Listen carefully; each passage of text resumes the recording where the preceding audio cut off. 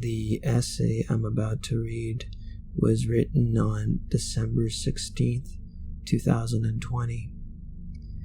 Some of the predictions in the essay didn't come to pass, but the threat of religious fanaticism still plagues my home country.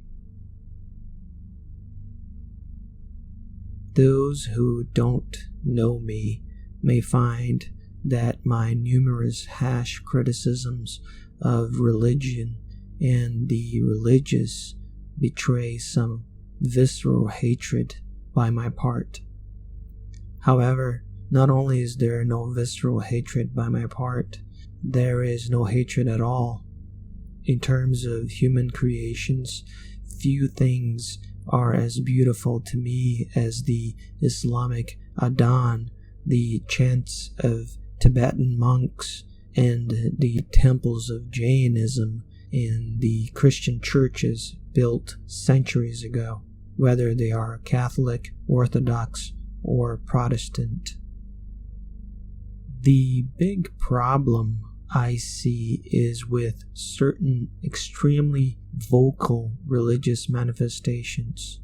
I speak here of people so histrionic that they go so far as to believe that there is real validity in their magical religious thought, a validity that, according to them, must override contemporary society's secularism. Religions come from the human need to seek a connection with something greater, something that transcends the mundane. I respect that need. What I don't respect is when magical thought seeks to override reason, empiricism, and secularism, things that our civilization fought hard for. What I don't respect is condescending to fanatics. Recently, a priest was punished by the Catholic Church for blessing a homosexual union. I sympathize with the couple and also with the priest. The couple must feel a great need to see their love accepted by this religious institution. Also, it seems the priest disagrees with the homophobic teachings of Catholicism and believes that it is possible to change them. It would be nice, yes, but it won't happen. Dogmas are neither democratic nor susceptible to evolution. It's rather sad to know that many feel an overwhelming need to participate in religious institutions whose teachings treat them as sinners. People feel such a strong desire to connect with something greater that they need validation from those who supposedly keep the keys of the divine, be they priests, pastors, imams, monks, sages, or whatever. The Catholic institution and practically all Protestant denominations reserve the right to continue preaching its ancient doctrines.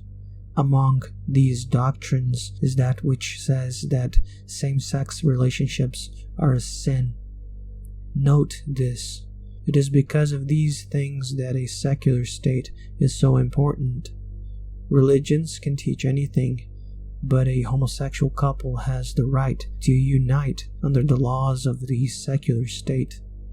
The democratic rule of law admits the evolution of its laws and customs, but the laws of a supposed God are immutable. I'm really sorry for the couple and the priest. I believe they would profit from leaving the church behind and seeking the transcendence they so badly need elsewhere. This case is just a drop of water in an ocean of problems caused by religious dogmatism. In a secular state, a religious institution has the right to condemn whatever it wants to be a sin, as long as it does so within its doors and does not try to impose this view on the rest of society. But what about when religions cause people to act violently against others who don't even practice in the same religion? Recently, we were able to follow the scandal of a mother who lost custody of her daughter because they participated in a candomblé ceremony. It was quite clear that there was religious prejudice on the part of the social workers involved.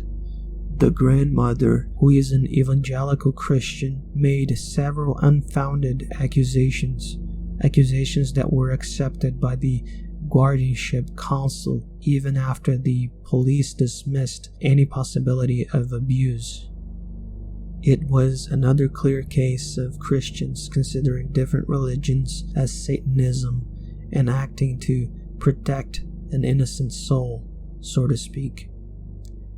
On social media, many people talked about how nice it would be if these Christians accepted that the gods of others are not demons. Several demonstrations in favor of tolerance were made.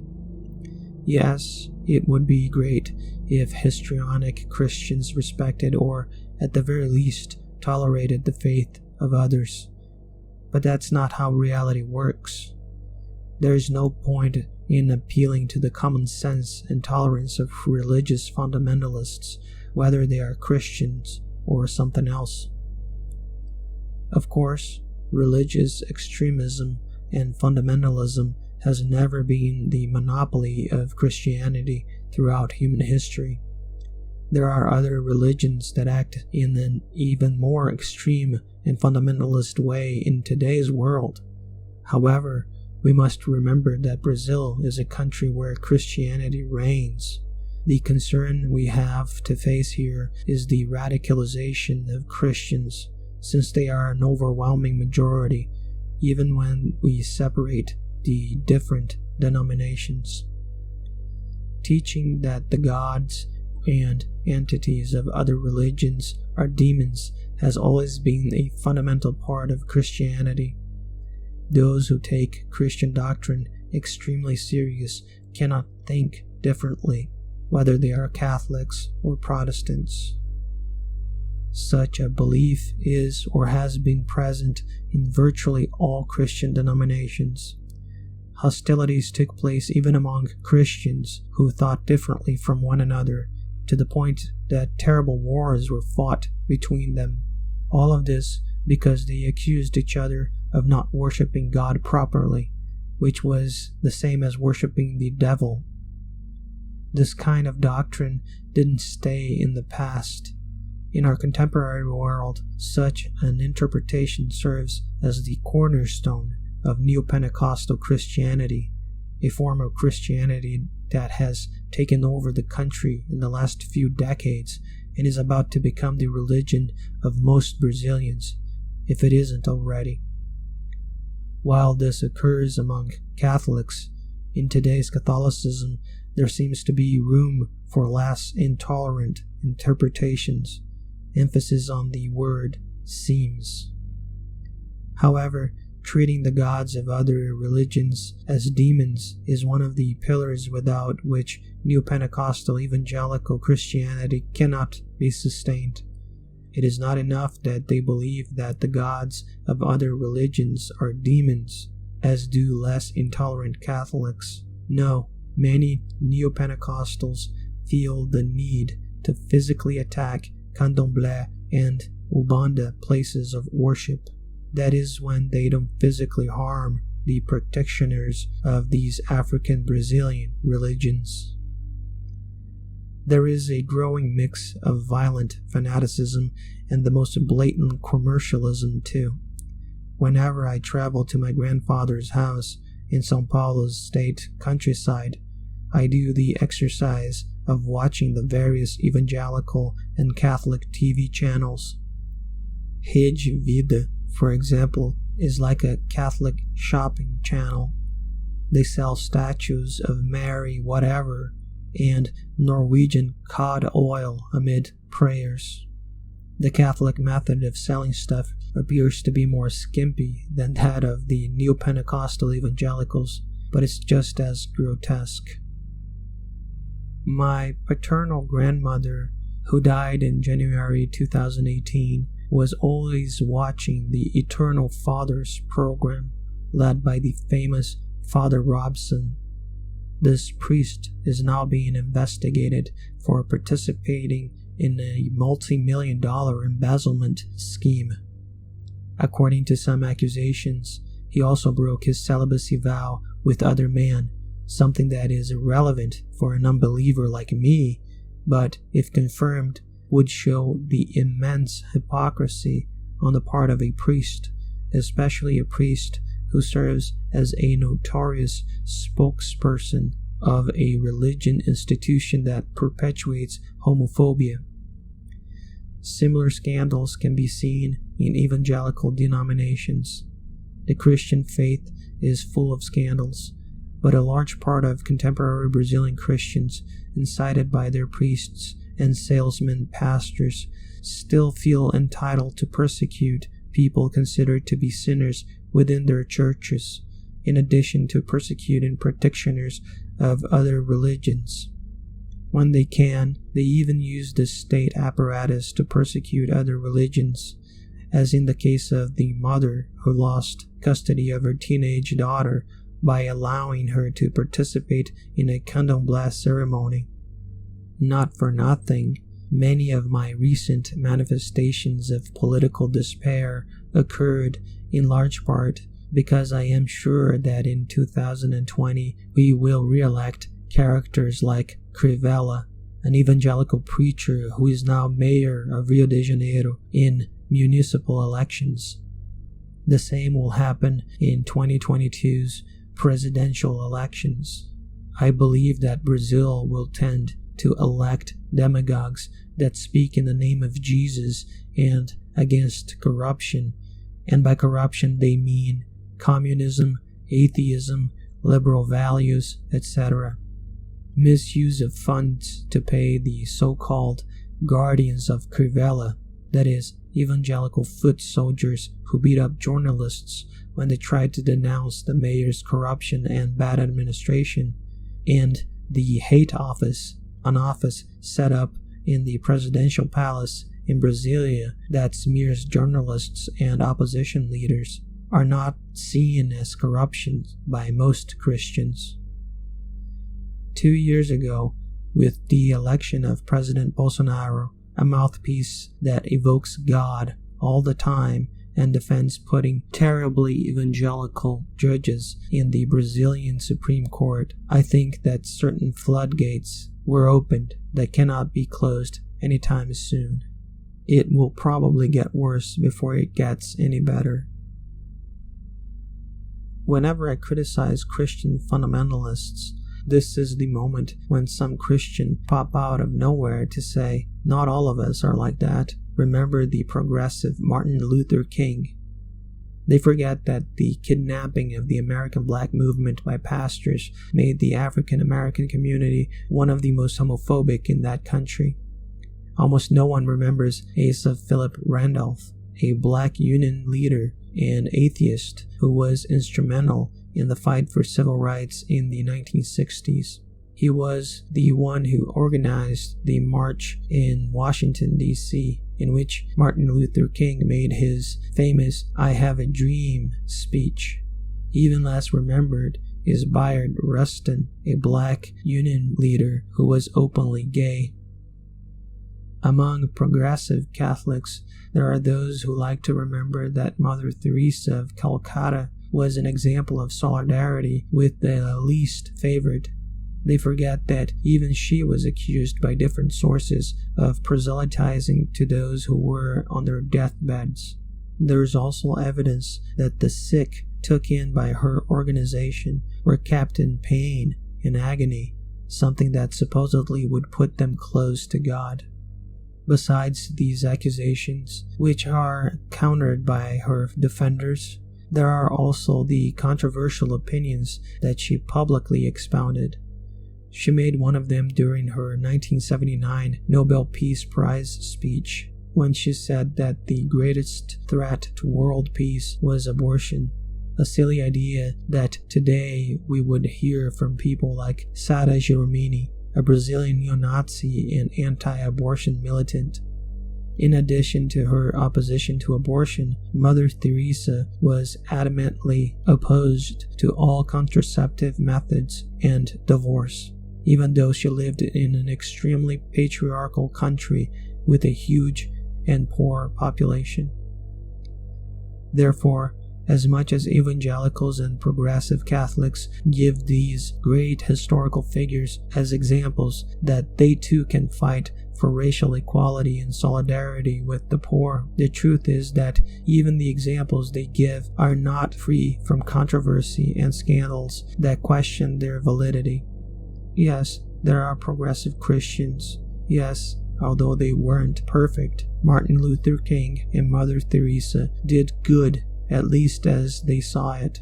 But progressive Christians need to understand that they are an insignificant minority in Brazil, especially in the case of evangelicals.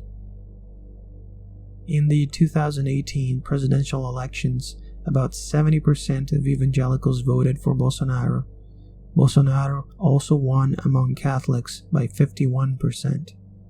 In March, Pastor José Wellington Bezerra da Costa, leader of the Brazilian Assembly of God, said in an interview that Bolsonaro is already re-elected in 2022 if it is up to evangelicals.